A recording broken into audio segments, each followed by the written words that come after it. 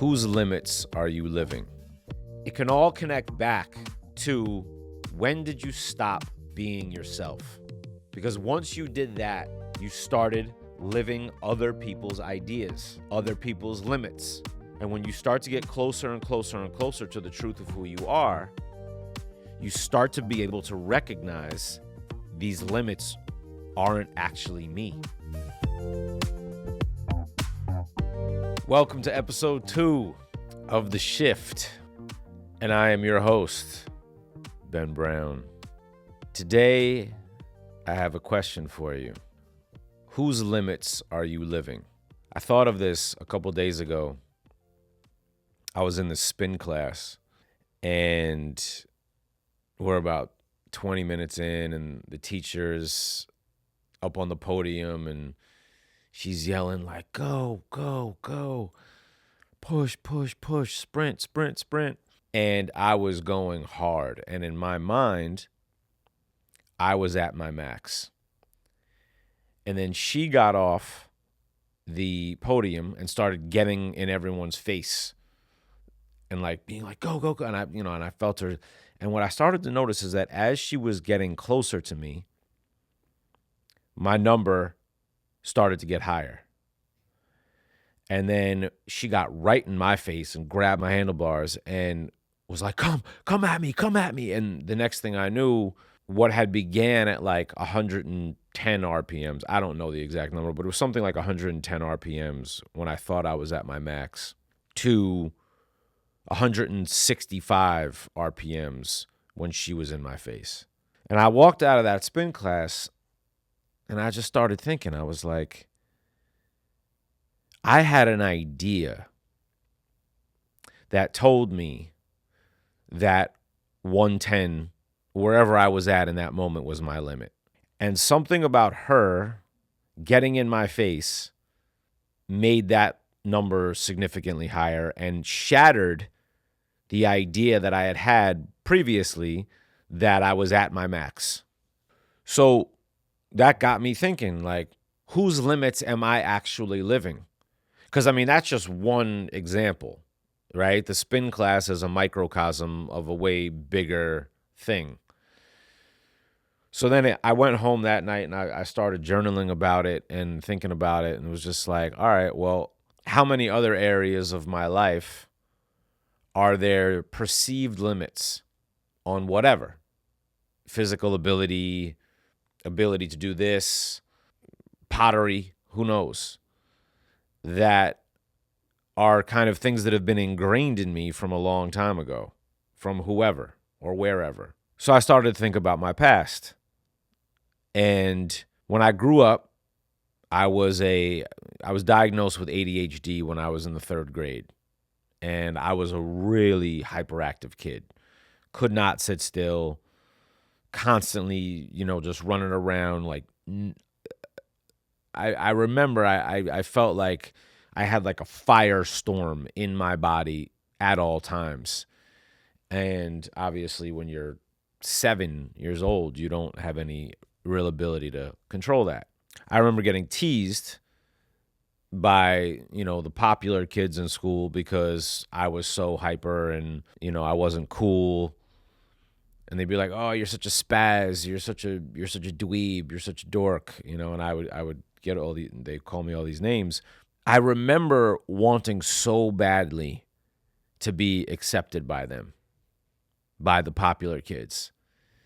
I remember there was because they weren't accepting me, I started to find friends, and I had this group of friends, and they were like, the friends that I ended up hanging out with were who we would have called the nerds. They were the dorky kids in my grade. There were 2 Johns, a Fred, and a David. David used to always come into school with mayonnaise sandwiches. And John used to pick their nose and eat it in class all the time. It was disgusting. Anyway, that ended up becoming my crew. And I was like this really athletic, super hyperactive kid that was hanging out with these kids, but at the time, remember feeling like I'm hanging out with these kids because they're the only ones that'll have me. but not really feeling like I was a part of their, like I didn't feel like them at this time. I thought I felt more like the popular kids, but the popular kids, didn't want anything to do with me. So then in the third grade, when I started taking medication, Ritalin at the time, it really, really calmed me down. But it made me feel like shit. Like I didn't like it at all. It took away my appetite. But all of a sudden, this like firestorm that I was used to having was gone.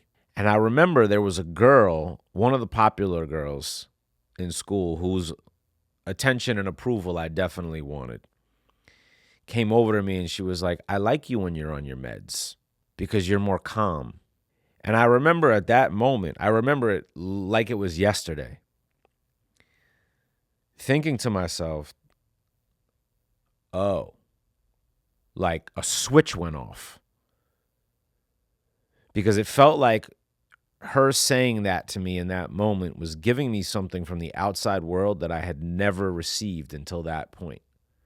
Or at least from the outside world that was the most attractive to me. So then it became, all right, now let me cultivate more of that. How am I now going to go about getting more of that? So I kept taking my meds, even though it made me feel like a fucking zombie, and basically turned my life at that point into the quest for the approval of the popular group. That was my focus. How do I get into that club? And eventually I got in. I got in because I got calm. I started to realize that, they like me when I'm calm. So, let me start to craft. And I didn't do this consciously, at least at the time. And I can see it now. I started to craft a character. I was like, okay, the person that I was playing before, who I didn't, it was just me, wasn't getting what I wanted from the outside world. And plus I felt so other. My mom and dad, I so much love for both of them, but the meds and the psychiatrists and the tutors and the special classes and all these things that they were just trying to help me get through. Especially my mom was really just trying to help me get through school. But all these things were just making me feel so other, like I was other than everyone. And I didn't want to feel other. It's why the Not Like Us, the Kendrick song, is so genius. It's such a title, Not Like Us, because everyone wants to be us. No one wants to be them. So I'm going through life and I'm continuing to cultivate the version of myself that gets the most approval from the outside world that I want the most approval from. And then now, as a 45-year-old man, looking back on my life and now being sober for 7 years, and little by little, starting to witness things in my life and personality traits that I have, that I ask myself, like, is this actually me? Is this actually who I genuinely, at the core of me, am? Or is this all part of that character that I started crafting a long time ago? And one of the things that I realize that's super important is, as I'm asking myself this question and continuing to move, I believe. No, I don't want to say I believe. I know. Move closer to the truth of who I am. It becomes a process of unlearning. Right? I'm unlearning the character and getting closer and closer and closer to the core, to the truth that I may have abandoned, over 30 years ago. Or maybe partially abandoned, maybe not fully abandoned. And as I'm in this process, and as we are in this process, because this is not about my story. My story is an example. I know so many people who have their own versions of this.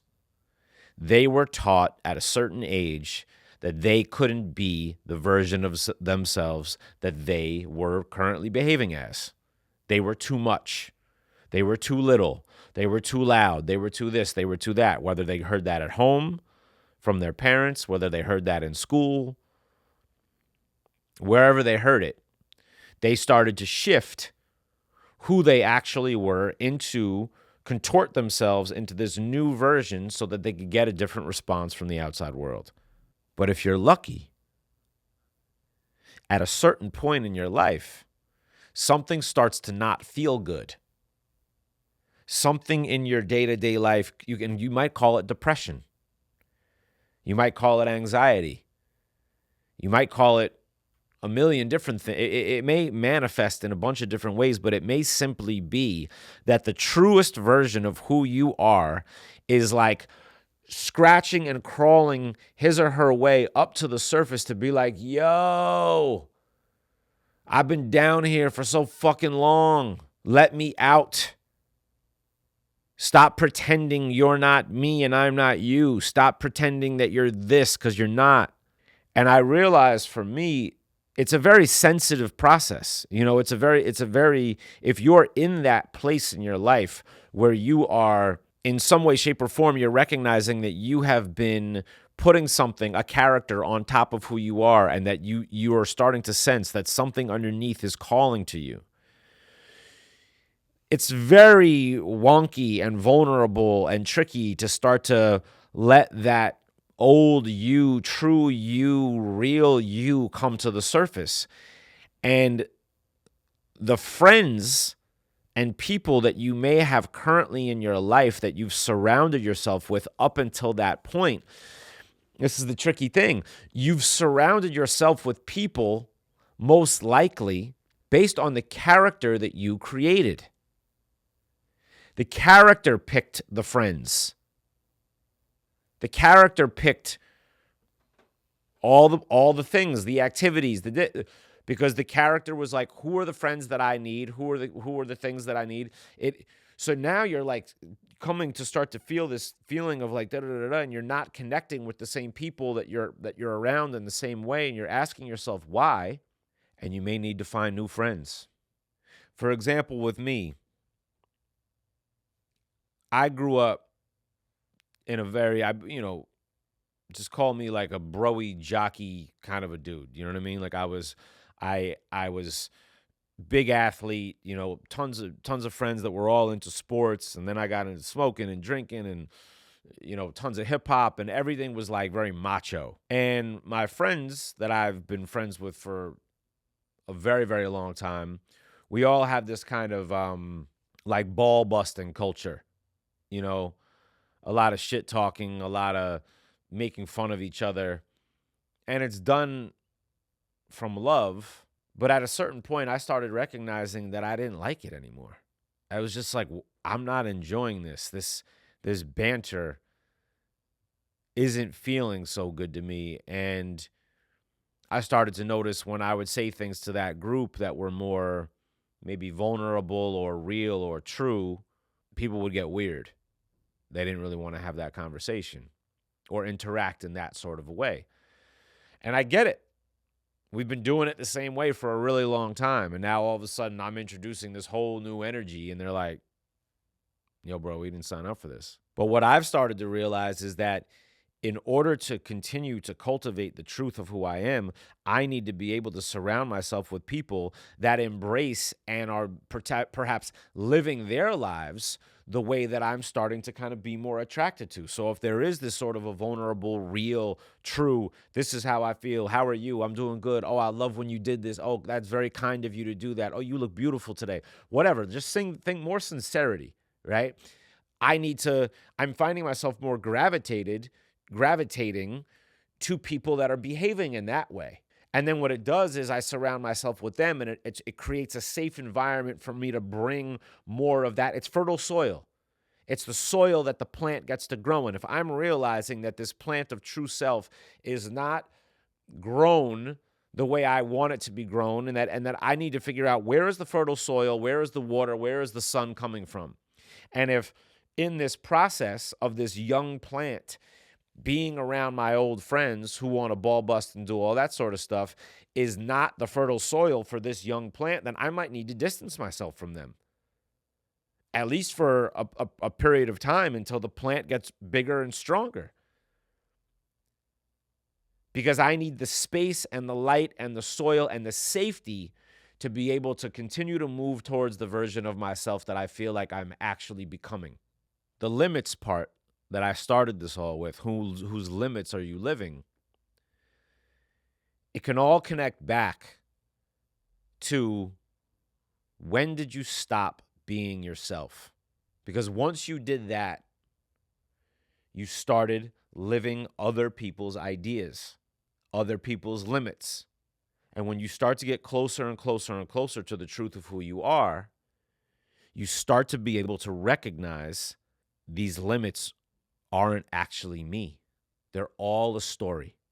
And whether it's God, whether it's, for me, it's, I use the word God, and I can't be here and not talk about God. But if you're not someone who believes in God, or your relationship with God is been challenging because of the way that you were raised in a whatever, substitute it. It could be higher self. It could be sober energy, which I'll talk about at another time. It could be love in my heart. It could be the sun, whatever you want it to be. But the more you start to go closer and closer to that, pray to that, get closer to that, feel that in your body, you can start to see these old ideas, these old versions of you, as simply that, as ideas, as caricatures. And then when you can distance yourself from it, you can actually release it. You can't release something as long as you're it. When you're trapped in the belief and the mindset that you are this thing, there is no separation. But when you start to get the bird's eye view, you can start to distance yourself from it. Whose limits are you living? Put your plant in fertile soil.